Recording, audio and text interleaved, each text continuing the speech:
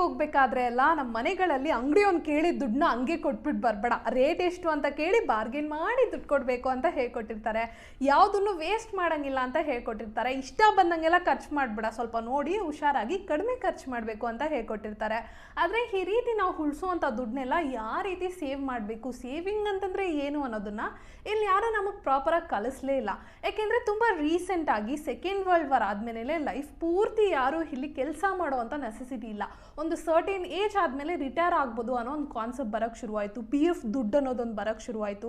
So ಈ P F ದುಡ್ಡನ್ನ ಇವಾಗ ಏನು ಮಾಡೋಣ, ಸೇವ್ ಮಾಡೋಣವಾ, ಇನ್ವೆಸ್ಟ್ ಮಾಡೋಣವಾ ಅಂತ ಯೋಚನೆ ಮಾಡೋಕ್ಕೆ ಶುರು ಮಾಡಿದ್ರು. ಸೊ ಇಡೀ ವರ್ಲ್ಡೇ ಇವಾಗಲೇ ಇದನ್ನೆಲ್ಲ ಕಲ್ತ್ಕೋತಾ ಇದೆ, ಎಕ್ಸ್ಪೆರಿಮೆಂಟ್ ಮಾಡ್ತಾ ಇದೆ ಅನ್ಬೇಕಾದ್ರೆ ನಮ್ಮ ಮನೇಲಿರೋರು ಇದನ್ನೆಲ್ಲ ಆಲ್ರೆಡಿ ತಿಳ್ಕೊಂಡು ನಮ್ಗೆ ಹೇಳ್ಕೊಡೋಕ್ಕೆ ಚಾನ್ಸ್ ಇಲ್ವಲ್ಲ. ಬಟ್ ನಾವು ಇದನ್ನೆಲ್ಲ ತಿಳ್ಕೊಬೋದು ಹೆಂಗೆ ಅಂತಂದರೆ ಸೈಕಾಲಜಿ ಆಫ್ ಮನಿ ಅನ್ನೋ ಈ ಬುಕ್ ಮೂಲಕ.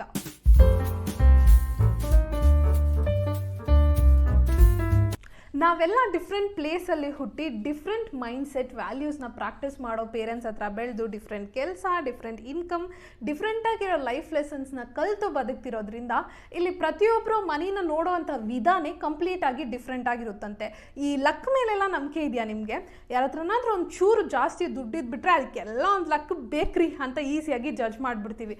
ಆದರೆ ನಾವೇನಾದರೂ ಅವ್ರ ಪೊಸಿಷನಲ್ಲಿದ್ದು ನಮ್ಮ ಸಕ್ಸಸ್ಗೆ ಲಕ್ಕೇ ಕಾರಣ ಅಂತ ಯಾರಾದರೂ ಹೇಳಿಬಿಟ್ರೆ ನಾನು ಇಷ್ಟು ಕಷ್ಟಪಟ್ಟಿದ್ದೀನಿ ಗೊತ್ತಾ ಅಂತ ಅಷ್ಟು ಈಸಿಯಾಗಿ ಅದನ್ನು ನಾವು ಒಪ್ಕೊಳ್ಳಲ್ಲ. ಸೊ ನಮ್ಮ ಜೊತೆ ಇರೋರು ಯಾರಾದರೂ ಫಿನಾನ್ಷಿಯಲಿ ಇನ್ಸ್ಟೇಬಲ್ ಆಗಿದ್ದು ಒಂಚೂರು ಸಾಲ ಮಾಡಿಬಿಟ್ಟಿದ್ರೆ ಅವ್ರಿಗೆ ಫಿನಾನ್ಷಿಯಲ್ ಅಡ್ವೈಸ್ ಕೊಡೋಕ್ಕೆ ನಾವೆಲ್ಲ ರೆಡಿಯಾಗಿ ಕಾಯ್ತಾ ಇರ್ತೀವಿ. ಆದರೆ ನಾವೇ ಆ ಸಾಲನ ತಗೋಬಿಟ್ಟಿದ್ರೆ ನನ್ನ ಕಷ್ಟ ನನಗೆ ಅರ್ಥ ಆಗೋದು, ಅದೆಲ್ಲ ನಿನ್ಗೆ ಹೇಳಿದ್ರೂ ಅರ್ಥ ಆಗಲ್ಲ ಬಿಡು ಅಂತ ಒಂದು 100 ರೀಸನ್ಸ್ನ ರೆಡಿಯಾಗಿ ಇಟ್ಕೊಂಡಿರ್ತೀವಿ.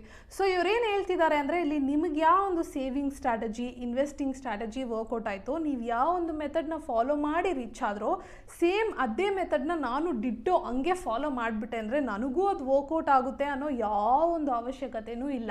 ದುಡ್ಡನ್ನ ಸಂಪಾದನೆ ಮಾಡೋದು, ಸಂಪಾದನೆ ಮಾಡಿರೋ ದುಡ್ಡನ್ನ ಕೈಯಲ್ಲಿ ಇಟ್ಕೊಳ್ಳೋದು, ಇದು ಎರಡು ಒಂಥರ ಡಿಫ್ರೆಂಟ್ ಆಗಿರೋ ಕಲೆ ಅಂತೆ. ದುಡ್ಡನ್ನ ನೀವು ಸಂಪಾದನೆ ಮಾಡೋಕ್ಕೆ ಎಷ್ಟೊಂದು ರಿಸ್ಕ್ ಹಾಕಬೇಕೋ ಅದೇ ರೀತಿ ನಿಮ್ಮ ಕೈಯಲ್ಲಿ ಅದನ್ನ ಪ್ರಾಪರಾಗಿ ಮೇಂಟೈನ್ ಮಾಡೋಕ್ಕೂ ಅಷ್ಟೇ ಪ್ರಾಪರಾಗಿ ರಿಸ್ಕ್ ಹಾಕಬೇಕಂತೆ. ದುಡ್ಡನ್ನ ಸಂಪಾದನೆ ಮಾಡೋಕ್ಕೆ ಮೋಸ್ಟ್ಲಿ ತುಂಬ ಟೈಮ್ ತಗೊಂಡಿರ್ಬೋದು, ಅದಕ್ಕೆ ನಿಮ್ಮ ರಿಸ್ಕ್ ಹಾರ್ಡ್ ವರ್ಕ್ ಎಲ್ಲ ಹಾಕಿ ತುಂಬ ಸ್ಲೋ ಆಗಿ ಆ ದುಡ್ಡು ನಿಮ್ಮ ಕೈಗೆ ಬಂದು ಸೇರಿರ್ಬೋದು. ಬಟ್ ಆ ರೀತಿ ಸ್ಲೋ ಆಗಿ ನಿಮ್ಮ ಕೈಗೆ ಬಂದು ಸೇರಿದಂಥ ದುಡ್ಡು ಅಷ್ಟೇ ಕ್ವಿಕ್ ಆಗಿ ನಿಮ್ಮ ಕೈ ಬಿಟ್ಟು ಹೋಗೋವಂತಹ ಚಾನ್ಸಸ್ಸು ಇರುತ್ತೆ. ಹೆಂಗೆ ಅಂತಂದರೆ ಇವಾಗ ನೀವು ಒಂದು ಥಿಂಗ್ಸ್ ತಗೋಬೇಕು ಅಂತ ಹೇಳಿ ನಿಮ್ಮ ಮನಿನ ನೀವು ಖರ್ಚು ಮಾಡ್ತಾ ಇದ್ದೀರಾ ಅಂತಂದರೆ ಕೊನೆಗೆ ನಿಮ್ಮ ಹತ್ರ ಉಳ್ಕೊಳ್ಳೋದು ಆ ಥಿಂಗ್ಸ್ ಅಷ್ಟೇ, ಮನಿ ಅಲ್ಲ. ಫಾರ್ ಎಕ್ಸಾಂಪಲ್ ಇವಾಗ ಒಬ್ಬರ ಹತ್ರ ತುಂಬ ದುಡ್ಡಿದೆ, ಎಷ್ಟು ದುಡ್ಡಿದೆ ಅಂತಂದರೆ ಒಂದು ಕಾರ್ ತಗೊಳ್ಳೋ ಅಷ್ಟು ದುಡ್ಡಿದೆ. ಇವಾಗ ಆ ಕಾರ್ನ ಅವ್ರು ತಗೋಬಿಟ್ಟಿದ್ದಾರೆ ಅಂತಂದರೆ ಆ ದುಡ್ಡು ಅವ್ರ ಹತ್ರ ಇಲ್ಲ ಅಂತ ತಾನೇ ಅರ್ಥ. ಈ ರೀತಿ ನಮ್ಮ ಹತ್ರ ಇರೋವಂಥ ಮನಿನ ಖರ್ಚು ಮಾಡೋಕ್ಕೆ ಎಷ್ಟೋ ದಾರಿಗಳಿದೆ.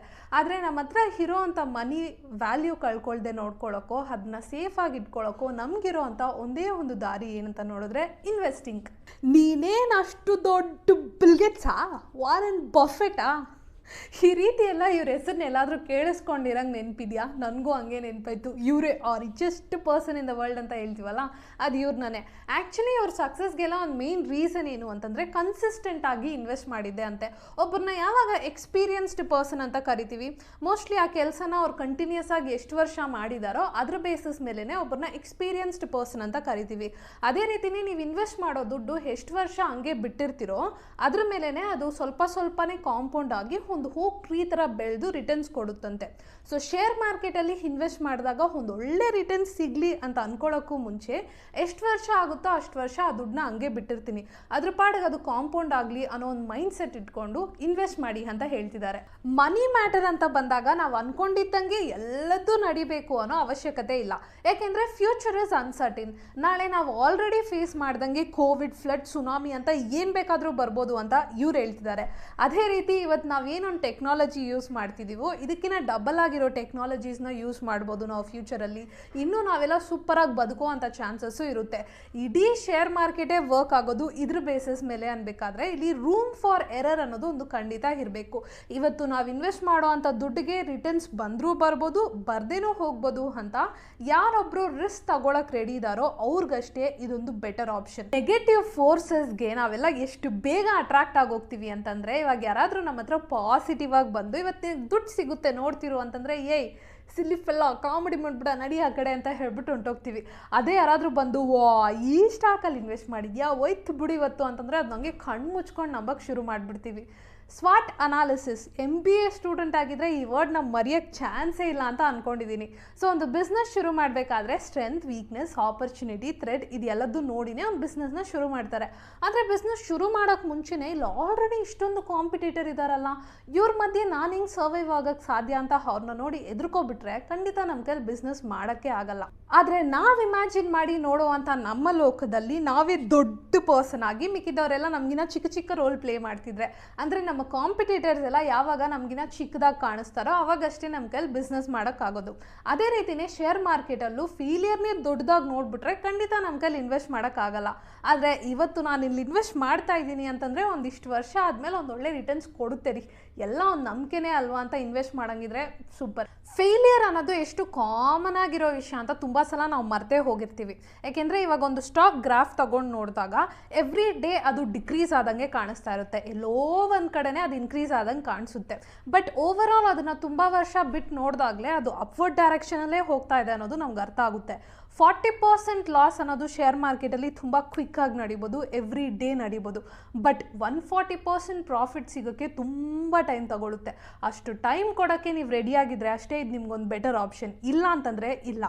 ರಿಚ್ ಆಗಿರೋಕ್ಕೂ ವೆಲ್ತಿಯಾಗಿರೋಕ್ಕೂ ಡಿಫ್ರೆನ್ಸ್ ಏನು ಗೊತ್ತಾ?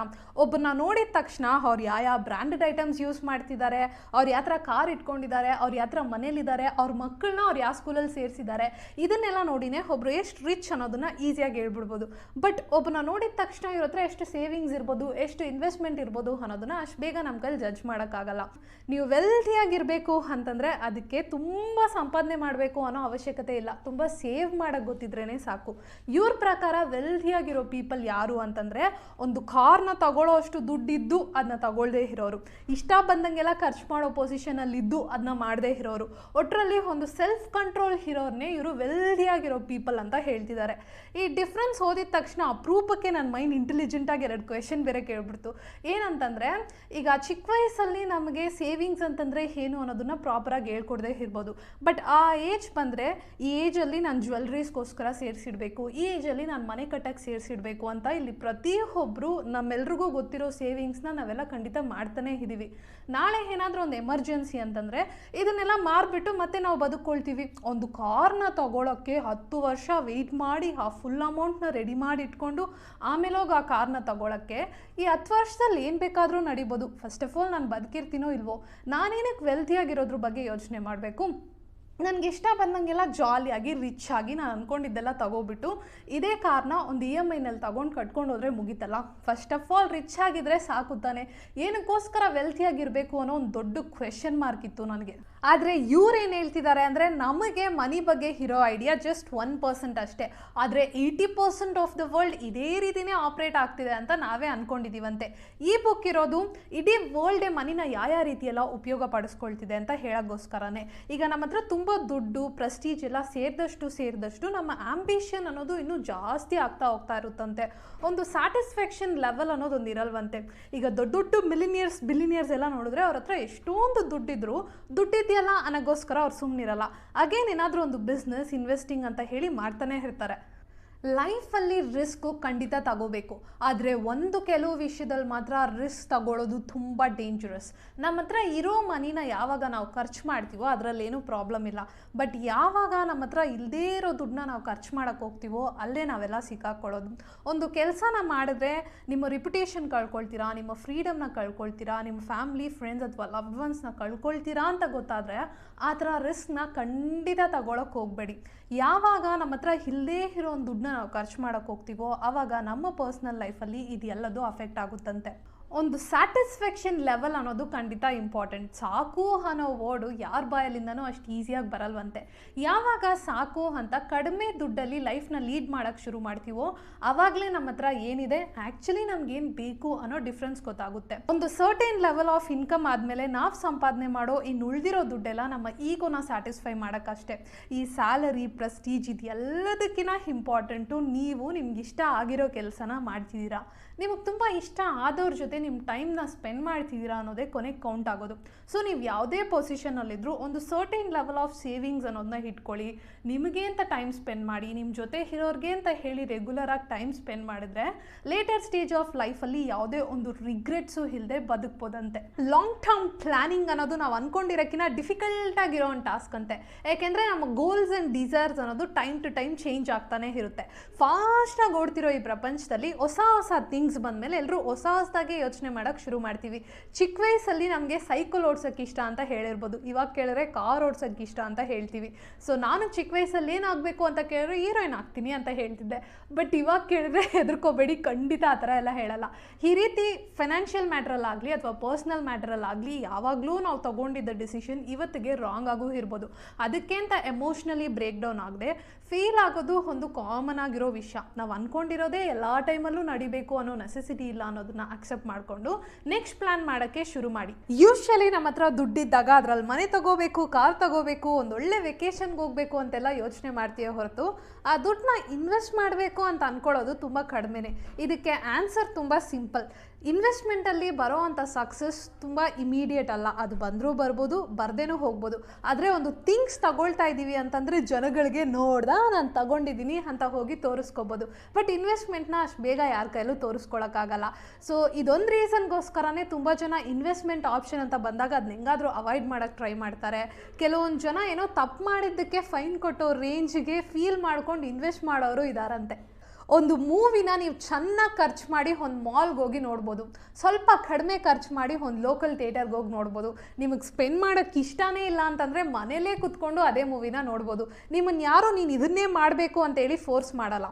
ಸಪೋಸ್ ನೀವು ಮಾಲ್ಗೆ ಹೋಗ್ತಾ ಇದ್ದೀರಾ ಅಂತಂದರೆ ಅದಕ್ಕೋಸ್ಕರ ಇರೋ ಒಂದು ವ್ಯಾಲ್ಯೂನ ನೀವು ಅನುಭವಿಸೋದ್ರಿಂದಾನೇ ಅಷ್ಟು ದುಡ್ಡನ್ನ ಪೇ ಮಾಡ್ತಿದ್ದೀರಾ. ಸೇಮ್ ಅದೇ ರೀತಿಯೇ ಇನ್ವೆಸ್ಟ್ಮೆಂಟು. ನೀವು ಇನ್ವೆಸ್ಟ್ ಮಾಡಲೇಬೇಕು ಅಂತ ಯಾರೂ ನಿಮ್ಮನ್ನ ಫೋರ್ಸ್ ಮಾಡಲ್ಲ. ಸಪೋಸ್ ನೀವು ಇನ್ವೆಸ್ಟ್ ಮಾಡ್ತಾ ಇದ್ದೀರಾ ಅಂತಂದರೆ ಒಂದಲ್ಲ ಒಂದು ದಿವಸ ಅದಕ್ಕೋಸ್ಕರ ಇರೋ ಅಂತ ಒಂದು ವ್ಯಾಲ್ಯೂನ ನೀವು ಖಂಡಿತ ಅನುಭವಿಸ್ತೀರಾ. ಅವ್ರ ಹತ್ರ ಇದೆಯಲ್ಲ ಬ್ರ್ಯಾಂಡೆಡ್ ವಾಚು, ಅದೇ ಥರ ವಾಚ್ ನನಗೂ ಬೇಕು. ಆ BMW ಕಾರ್ ಓಡಿಸ್ಬೇಕು ಅಂತ ನನಗೂ ಇಷ್ಟ. ಅಷ್ಟು ದೊಡ್ಡ ಮನೇಲಿರಬೇಕು ಅಂತ ನನಗೂ ಆಸೆನೇ. ಈ ರೀತಿ ಎಲ್ಲ ಆಸೆ ಇಟ್ಕೊಂಡಿದ್ದೀವಿ ಹೊರತು ಅವ್ರು ಯಾವ ರೀತಿ ಕಷ್ಟಪಟ್ಟರೋ ಆ ರೀತಿ ಕಷ್ಟಪಡೋಕ್ಕೆ ನಾವು ರೆಡಿಯಾಗಿದ್ದೀವ ಅನ್ನೋದೇ ಮ್ಯಾಟ್ರು. ನಮ್ಮ ಮನೇಲಿ ಎಲ್ಲ ಥರ ಫೈನಾನ್ಷಿಯಲ್ ಡಿಸಿಷನ್ಸು ನಮ್ಮ ಅಂಕಲೇ ತಗೊಳ್ತಾರೆ. ಅವ್ರಿಗಿರೋ ಅಂಥ ಎಕ್ಸ್ಪೀರಿಯನ್ಸ್ಗೆ ಏನು ಮಾಡಬೇಕು ಏನು ಮಾಡಬಾರ್ದು ಅನ್ನೋದನ್ನೆಲ್ಲ ಅವರೇ ಪರ್ಫೆಕ್ಟಾಗಿ ಡಿಸೈಡ್ ಮಾಡ್ತಾರೆ. ಅಂತಂದರೆ ನಿಮ್ಮ ಇಂಟ್ರೆಸ್ಟ್ ಏನು, ನಿಮಗೇನು ಬರುತ್ತೆ, ನಿಮಗೇನು ಇಷ್ಟ ಅನ್ನೋದೆಲ್ಲ ನಿಮ್ಮ ಅಂಕಲ್ಗೆ ಗೊತ್ತಿರೋಕ್ಕೆ ಚಾನ್ಸ್ ಇಲ್ಲ. ಮೋಸ್ಟ್ಲಿ ಅವ್ರ ಹತ್ರದಿಂದ ಅಡ್ವೈಸ್ ತೊಗೊಳೋದ್ರಲ್ಲಿ ತಪ್ಪೇ ಇಲ್ಲ. ಬಟ್ ಫಿನಾನ್ಷಿಯಲ್ ಮ್ಯಾಟ್ರ್ ಅಂತ ಬಂದಾಗ ಡಿಸಿಷನ್ ಮೇಕಿಂಗ್ ನಿಮ್ಮದೇ ಆಗಿರಬೇಕು. ಅವ್ರಿಗೆ probably long term investment work ಆಗಿರ್ಬೋದು, ಯಾಕೆಂದರೆ ಅವ್ರ ಇನ್ಕಮೇ ಬೇರೆ ಆಗಿರುತ್ತೆ. ಬಟ್ ನಿಮಗೂ ಅದೇ ವರ್ಕ್ ಆಗುತ್ತಾ ಅಥವಾ ಬೇರೆ ಏನು ವರ್ಕ್ ಆಗುತ್ತೆ ಅನ್ನೋದನ್ನ ನೀವಷ್ಟೇ ಡಿಸೈಡ್ ಮಾಡಬೇಕು. ಎಷ್ಟೇ ಕ್ಲೋಸ್ಡ್ ರಿಲೇಷನ್ ಆಗಿದ್ರು, ಫ್ಯಾಮಿಲಿ ಮೆಂಬರ್ ಆಗಿದ್ರು, ಫ್ರೆಂಡ್ಸ್ ಆಗಿದ್ರು, ಫಿನಾನ್ಷಿಯಲ್ ಮ್ಯಾಟ್ರ್ ಅಂತ ಬಂದಾಗ ನೀವು ಯೋಚನೆ ಮಾಡೋ ಥರನೇ ಎಲ್ಲರೂ ಯೋಚನೆ ಮಾಡ್ತಾರೆ ಅಂತ ಹೇಳಕ್ಕೆ ಬರಲ್ಲ. ಸೊ ನಿಮಗೇನು ವರ್ಕ್ ಆಗುತ್ತೆ, ನೀವು ಯಾವ ಡಿಸಿಷನ್ ತಗೋಬೇಕು ಅನ್ನೋದನ್ನ ನೀವಷ್ಟೇ ಯೋಚನೆ ಮಾಡಿ ಅಂತ ಹೇಳ್ತಿದ್ದಾರೆ. ನಿಮಗೆ ಈ ಇನ್ವೆಸ್ಟ್ಮೆಂಟ್, ಶೇರ್ ಮಾರ್ಕೆಟ್ ಇದ್ರ ಬಗ್ಗೆ ಎಲ್ಲ ಐಡಿಯಾನೇ ಇಲ್ವಾ? ತಲೆನೇ ಕೆಡ್ಸ್ಕೊಬೇಡಿ, ಅದನ್ನೆಲ್ಲ ಹಂಗೆ ಸೈಡ್ಗೆ ಹಾಕ್ಬಿಡಿ. ಬಟ್ ನಾವೆಲ್ಲರೂ ಖಂಡಿತ ಒಂದು ವಿಷಯನ ಮಾತ್ರ ಫಾಲೋ ಮಾಡ್ಬೇಕಂತೆ. ಅದೇನಂತಂದ್ರೆ ಸೇವಿಂಗ್ಸ್. ನಿಮ್ಗೆ ಎಷ್ಟೇ ಏಜ್ ಆಗಿದ್ರು, ನೀವು ಯಾವುದೇ ಪೊಸಿಷನ್ ಅಲ್ಲಿದ್ರು, ಎವ್ರಿ ಡೇ ಚಾನ್ಸೇ ಇಲ್ಲ, ಎವ್ರಿ ಮಂತ್ ನಿಮ್ಮ ಕೈಯಲ್ಲಿ ಎಷ್ಟಾಗುತ್ತೋ ಅಷ್ಟು ಅಮೌಂಟ್ನ ಸೇವ್ ಮಾಡೋಕ್ಕೆ ಟ್ರೈ ಮಾಡಿ. ಸೊ ದಟ್ ನಾಳೆ ಏನಾದರೂ ಒಂದು ಎಮರ್ಜೆನ್ಸಿ ಅಂತಂದ್ರು, ನಿಮ್ಮ ಕೆಲಸ ನಿಮ್ಮ ಕೈ ಬಿಟ್ಟು ಹೋದ್ರು, ಒಂದು 2-3 ತಿಂಗಳಿಗೆ ನಿಮ್ಮ ಫ್ಯಾಮಿಲಿನ ರನ್ ಮಾಡೋ ಅಷ್ಟು ಒಂದು ಮಿನಿಮಮ್ ಬ್ಯಾಲೆನ್ಸ್ ನಿಮ್ಮ ಬ್ಯಾಂಕ್ ಅಕೌಂಟಲ್ಲಿ ಇದ್ರೆ ಒಂದು ಪ್ರಾಪರ್ ಆಗಿರೋ ಬ್ರೇಕ್ ತಗೊಂಡು ಮತ್ತೆ ನನ್ಗೆ ಇಷ್ಟ ಇರೋ ಕೆಲಸನ ಹುಡ್ಕೊಂಡೋಗಿ ಕಂಟಿನ್ಯೂ ಮಾಡ್ಬೋದು.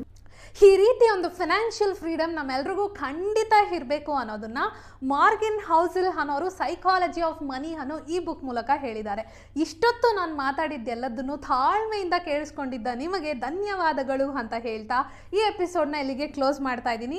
ನಿಮ್ಗೇನಾದರೂ ಈ ಬುಕ್ನ ಓದಬೇಕು ಅಂತ ಅನ್ಸಿದ್ರೆ ಡಿಸ್ಕ್ರಿಪ್ಷನಲ್ಲಿರೋ ಲಿಂಕ್ನ ಕ್ಲಿಕ್ ಮಾಡಿ ಈ ಬುಕ್ನ ನೀವು ಪರ್ಚೇಸ್ ಮಾಡ್ಬೋದು.